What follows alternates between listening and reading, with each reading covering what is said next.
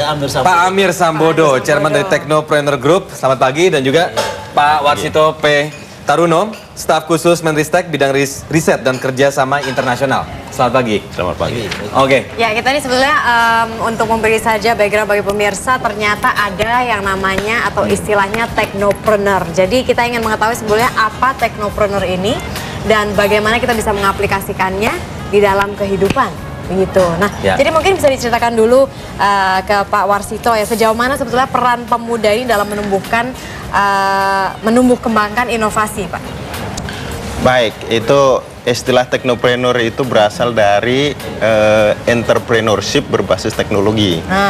Jadi bisnis teknologi lah istilahnya, seperti itu.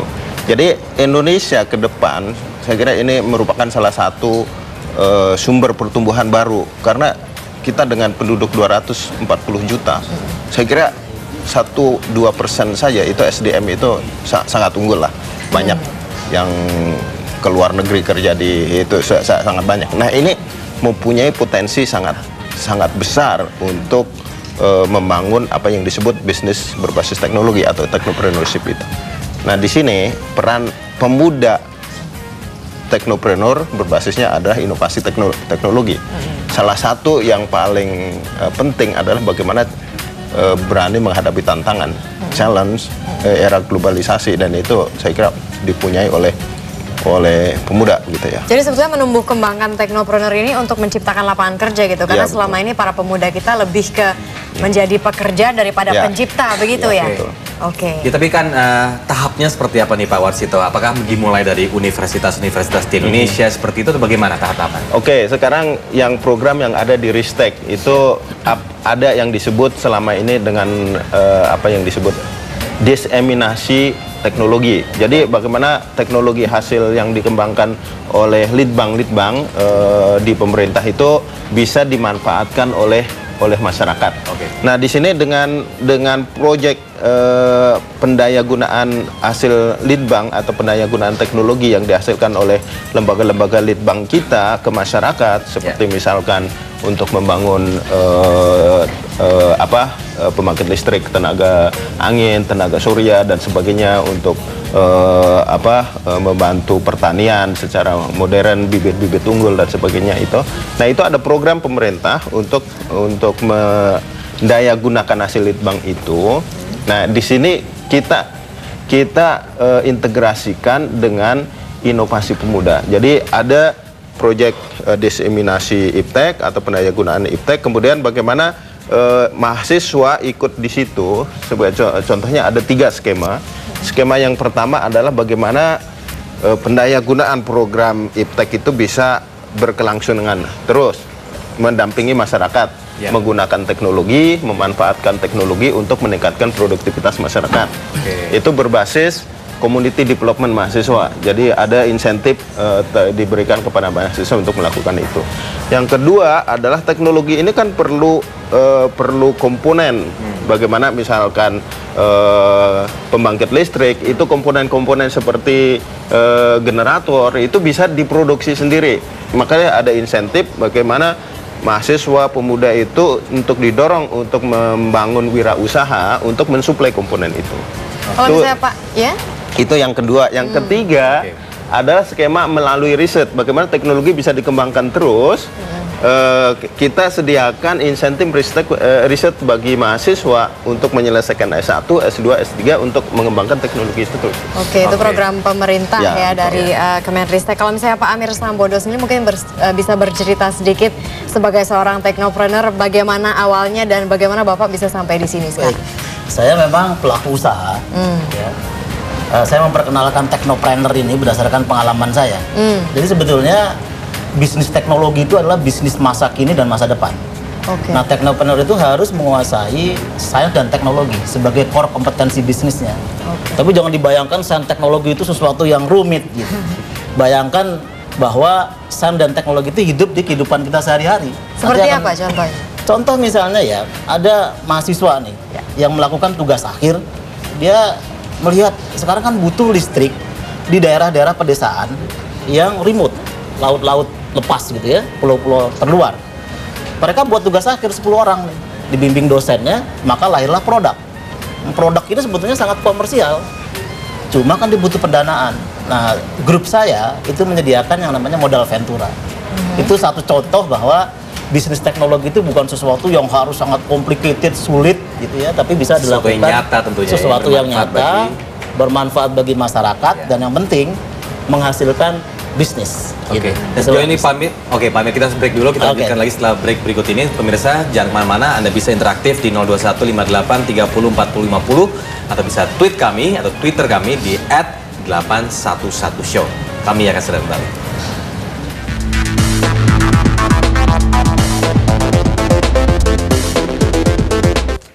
Mari kita berbincang-bincang mengenai teknopreneur. Nah, masih melanjutkan lagi dari komentar dari Pak Amir tadi ya. Sebenarnya potensi-potensi yang ada di Indonesia ini apakah sudah banyak atau belum sebenarnya untuk teknopreneur di Indonesia? Luar biasa. Luar biasa justru? Luar biasa. Oke. Saya tuh sampai nggak punya waktu untuk mengajar teknopreneur. Saya dulu ngajar di SBM ITB. Terus kemudian saya memberi ceramah di Satya Wacana, di Bali, di Balikpapan, dan sebagainya. Terutama mahasiswa. Mungkin ada beberapa sebab. Pertama adalah memang mencari pekerjaan yang baik seperti generasi saya dulu kan. Dulu kan kalau milih Pertamina is the best gitu. Sekarang itu di kalangan mahasiswa sudah mulai tidak seperti itu. Jadi mereka menginginkan suatu ketika setelah mereka berkarir ingin menjadi teknopreneur. Atau sejak mahasiswa mereka sudah mulai jadi teknopreneur. Oke, itu sudah banyak sekali potensi di industri ini ya. Banyak sekali. Namun apakah mereka sudah tahu dengan program ini? Atau apakah mereka sudah merasa banyak sekali pintu yang terbuka bagi mereka ini untuk melanjutkan karir mereka sehingga produk mereka atau inovasi mereka ini dikenali oleh publik misalnya? Kami di Technopreneur Group itu kami buat majalah, jadi ada komunitas. Setiap bulan kita lakukan pelatihan. Ya nggak usah pelatihan terlalu resmi, diskusi kayak begini, sharing the idea, itu intinya bisnis teknopreneur, bisnis teknologi. Kemudian yang kedua kami bentuk modal ventura. Kemudian sekarang sudah 3 kali kita membuat Technopreneur Award dan minatnya ribuan. Technopreneur Award, padahal hadiahnya nggak terlalu besar karena kita kan komunitas perusahaan pemula dan menengah ya, dan karyanya luar biasa. Memang sebagian besar sekarang di ICT, tapi sudah masuk sekarang ke mesin tools, terus kemudian energi, bioteknologi. Sekarang nanti tinggal kerjasama dengan Menristek yang saya pikir juga sekarang udah mulai sangat aktif untuk mendukung berkembangnya teknopreneur Indonesia. Kalau Pak Warsito dari Kemenristek sendiri, bagaimana sebetulnya peran pemerintah dalam menumbuhkan sikap teknopreneur dalam pemuda-pemuda kita gitu? Apakah ada sosialisasi reguler ke universitas atau bagaimana? Oke, teknopreneur ini sudah menjadi prioritas utama di program di Kementerian Ristek 5 tahun ke depan, dan kita sudah menggandeng kerjasama dengan jaringan mahasiswa seluruh Indonesia, itu terutama masyarakat ilmuwan dan teknologi Indonesia chapter mahasiswa yang punya jaringan di 79 kampus di 28 provinsi paling tidak. Nah di situ jaringan itu akan bekerja sama lagi dengan kampus-kampus kelompok studi mahasiswa. Nah itu akan menjadi basis kelompok studi mahasiswa yang di tiap kampus itu akan menjadi basis bagaimana mengembangkan teknopreneurship ini. Nah itu kita ada insentif itu sesuai dengan maturity ke tingkat level inovasinya. Kalau itu misalkan masih setingkat tugas akhir, maka kita berikan insentif sebesar 5 juta. Nah, bagaimana itu untuk memverifikasi teknologinya, menerapkannya ke masyarakat, itu bagaimana membangun proof of concept itu datang dari situ. Nah itu kalau misalkan sudah berkembang, ada yang sudah cukup berkembang dari situ. Sebagai contohnya itu ya, di Jogja itu dengan dana segitu itu bisa memberdayakan masyarakat memproduksi pupuk organik dari enzim yang mereka kembangkan pada saat tugas akhir. Itu sudah diterapkan di 2 kelurahan.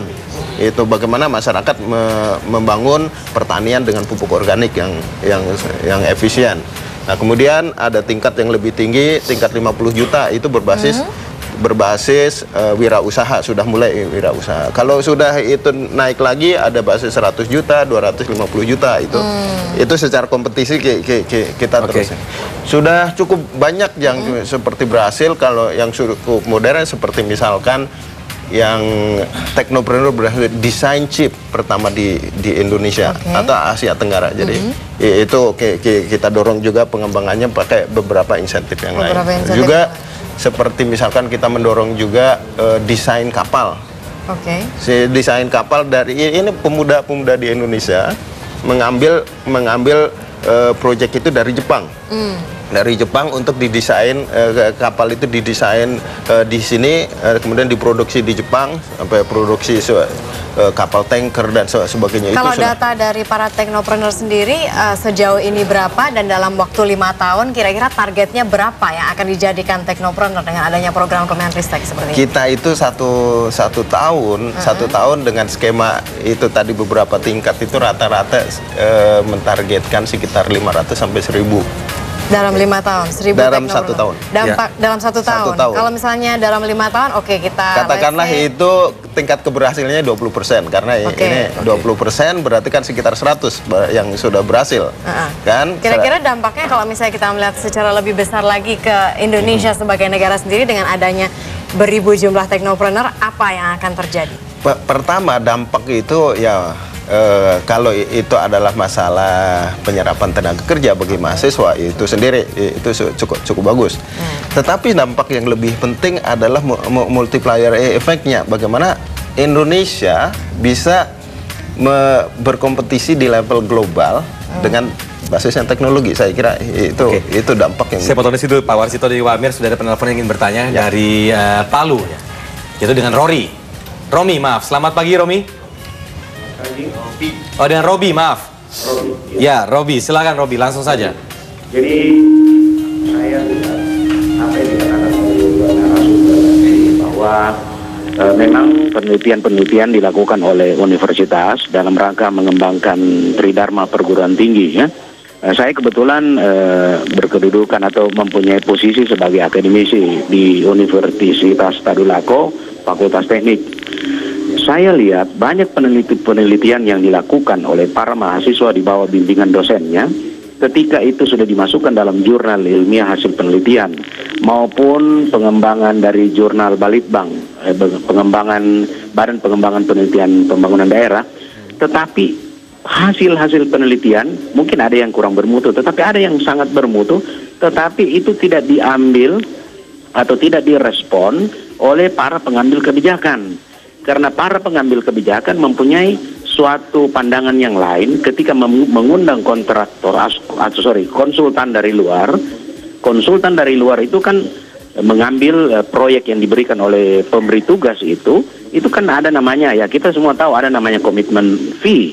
Sehingga itu tidak ditanggapi hasil-hasil yang dilakukan oleh para akademisi dengan mahasiswanya. Akhirnya apa yang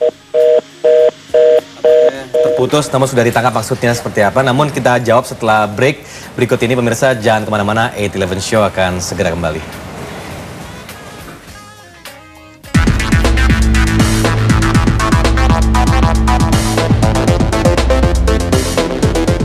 Ya, kembali lagi di 811 Show. Langsung kita akan menjawab pertanyaan dari Pak Robi, dari Palu tadi. Mungkin Pak Warsito bisa langsung tanggapi. Baik, ini dari penemuan ilmiah sampai pendayagunaan atau komersialisasi itu perlu beberapa tahap. Tahap yang paling krusial itu adalah bagaimana pengembangan produk. Pengembangan produk dari penemuan itu. Ini perlu upaya, kadang-kadang bukan hanya masalah finansial, tetapi perlu usaha keuletan dari si penemu, bagaimana yang dia temukan itu benar-benar memberikan manfaat. Nah, ini kita beri insentif, makanya ada insentif yang tingkatnya 5 juta, 50 juta, atau 100 juta itu supaya dia membuktikan bahwa itu memang benar-benar bermanfaat. Tolak ukurnya seperti apa untuk memberikan manfaat kepada publik tuh? Sebagai contohnya tadi Pak Amir memberikan contohnya pembangkit listrik dari arus laut. Oke, itu secara konsep itu bisa jalan. Tapi belum tentu itu bisa jalan terus-menerus. Nah, itu adalah tolak ukur yang kedua. Bisa jalan terus-menerus, itu tahapan yang kedua yang harus dilalui. Tahapan yang ketiga, bisa jalan terus-menerus, bisa lebih baik, lebih efisien, lebih murah. Nah itu tingkat yang ketiga. Kita berikan insentif masing-masing untuk melewati tahapan itu. Makanya dari ada insentif 5 juta, 50 juta, 100 juta, 250 juta. Tapi kalau dari segi birokrasinya Pak, apakah saya kira untuk Ristek sekarang itu mempunyai komitmen untuk memperbaiki itu masalah birokrasi. Jadi itu memperpendek prosesnya begitu ya? Biasanya janji satu tahapan itu 1 tahun. Janji loh Pak, ini janji. Pak Amir, Pak Warsito, ini mungkin bisa siapa yang duluan menjawab mungkin ya. Tapi masalah tadi kan sudah difasilitasi, bisa dari tadi modal Ventura, kemudian ada insentif. Ya. Nah, mungkin ada juga yang bertanya, jika saya menemukan sesuatu yang bermanfaat untuk publik, dan ini adalah penemuan baru, inovasi. Nah, apakah mereka mempunyai hak paten yang begitu gampang diakomodir seperti itu? Ya, dari Pak Amir, silahkan. Pak Amir dulu. Ya, kebetulan kalau kami Teknopreneur Group ini kerjasama dengan inkubator bisnis ITB. Ya. Jadi mahasiswa atau staf pengajar yang mempunyai hak paten itu dibantu oleh inkubator bisnis untuk mendaftarkan. Memang untuk Pak Robi yang di Palu, dalam beberapa diskusi itu banyak keluhan karena mereka harus datang sendiri waktu itu, dan kami juga sudah mengusulkan ke Dirjen Haki nih Pak Warsito, kita perlu perhatikan agar kalau pendaftaran Haki itu cukup lewat internet saja, karena biayanya kurang lebih sekarang tuh sekitar 2 juta rupiah. Kalau bagi bisnismen mungkin nggak besar, tapi bagi staf pengajar kan itu besar, harus datang dari Palu ke Jakarta. Ini juga hal-hal yang harus diperhatikan oleh pemerintah, dan saya pikir sekarang Ristek sudah sangat mengerti itu supaya tidak menghalangi pendaftaran hak paten, karena itu penting sekali. Kalau enggak idenya diambil orang nanti. Oke, saya lempar langsung deh ke Pak Warsito. Benar nih Pak, sudah diakomodir. Paling tidak di bawah koordinasi Ristek itu ada 75 sentra Haki. Nah itu memang perlu didorong terus bagaimana efektivitasnya dan efisiensinya. Dan kita memang mendorong bagaimana perolehan hak paten itu bisa terus lebih besar lagi. Oleh karena itu ada juga insentif untuk perolehan hak paten begitu. Memang hak paten juga insentifnya lagi ya, betul. Itu ada lagi. Oke, baik, pendaftaran, drafting sampai perolehan. Dan ini diakomodir ya oleh pemerintah sendiri ya. Oke, baik, ada penelpon dari Makassar, yaitu dengan Pak Barata. Selamat pagi, Pak Barata. Ya, pagi Pak. Assalamualaikum, selamat pagi Pak. Waalaikumsalam, silakan Pak. Saya hanya ini memberikan masukan aja tentang teknopreneur ini, kan merupakan kategori industri kreatif. Di sini saya melihat di Makassar misalnya teknopreneur ini masih kurang ada bimbingan gitu. Istilahnya hak cipta yang telah diproduksi itu, misalnya hasilnya itu baik, tapi dia tidak diakomodir gitu. Terus yang kedua, binaan itu masih kurang untuk mengangkat industri kreatif, terutama teknopreneur itu. Saya hanya ingin memberikan masukan terhadap Bapak. Kiranya staf dari riset, dari Kementerian Menristek, kalau bisa dimediasi untuk mahasiswa, agar bisa dapatkan bantuan perbankan gitu. Karena kan teknopreneur ini kan merupakan wirausaha juga Pak. Gitu loh. Itu aja Pak. Oke, baik. Terima kasih Pak Barata tadi. Nah, mungkin Pak Warsito mungkin bisa menanggapi. Di Ristek program adalah berkaitan dengan diseminasi iptek gitu. Tadi bagaimana mahasiswa bisa dilengkan ke situ sesuai dengan level kematangan inovasinya. Nah, ini kalau sudah sampai itu benar-benar tadinya sudah bisa memproduksi sesuatu yang bisa lebih baik, lebih cepat, lebih murah itu tadi. Nah, ini sudah masuk domain bisnis, domain bisnis, domain perbankan, domain industri. Di sini tentunya Ristek tidak menyediakan itu misalkan loan untuk komersialisasi. Hanya Ristek menyediakan fasilitas melalui BTC dan BIC, itu lembaga intermediasi untuk melengkan para teknopreneur ini dengan investor, dengan venture kapitalis, dengan dan juga pendampingan bagaimana mengembangkan bisnis seterusnya. Oke, setidaknya bagi penelpon tadi mungkin kalau ada permasalahan seperti itu mungkin bisa langsung juga ke. Nah, itu bisa lembaga intermediasi itu. Lembaga intermediasi. Nah, itu di bawah dikembangkan juga oleh Kementerian Ristek. Sekarang ini memang belum banyak di seluruh Indonesia, baru ada mungkin di sekitar Semarang dan Jakarta.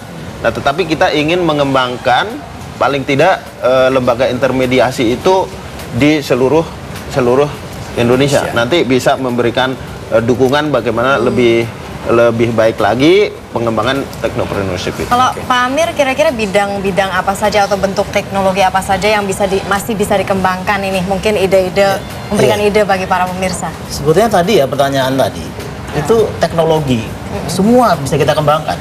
Tapi Teknologi yang itu kan seperti tadi yang Pak arahan dari kita untuk menyelesaikan persoalan kita kan. Tapi kalau ditanya apa sekarang yang paling gampang nih masuk ke dalam bisnis teknologi, itu IT. Jadi kita udah mendata di Teknopreneur ada 2.500 pelaku bisnis IT dan kreatif. Itu karena dia hanya knowledge saja kan, tidak perlu peralatan untuk mendesain, terus kemudian untuk manufacture. Tapi kalau contoh yang tadi dikatakan dari Palu dan Makassar, itu memang dari universitas sendiri, itu juga sudah harus mulai membuat yang namanya inkubator bisnis. Sama paling tidak alumninya mulai masuk sebagai namanya angel capital. Angel capital. Jadi itu pemodal malaikat, namanya juga pemodal malaikat. Jadi memang karena rasa sayang mereka terhadap kampus, harapan yang besar pada mahasiswa, cipin lah 1 juta, 2 juta, 10 juta, ini mau bangkit nanti dia. Jadi investor-investor yang malaikat. Kita perlu dong kalau nggak jalan nanti. Oke, Pak Amir, Pak Warsito, terima kasih sudah hadir di 8-11 Show. Semoga ini juga menginspirasi bagi penemu-penemu di Indonesia atau inovator-inovator di Indonesia dari segi teknologi yang pastinya, agar teknopreneur ini bisa berkembang begitu pesat di Indonesia ya. Oke, baik, terima kasih sekali lagi.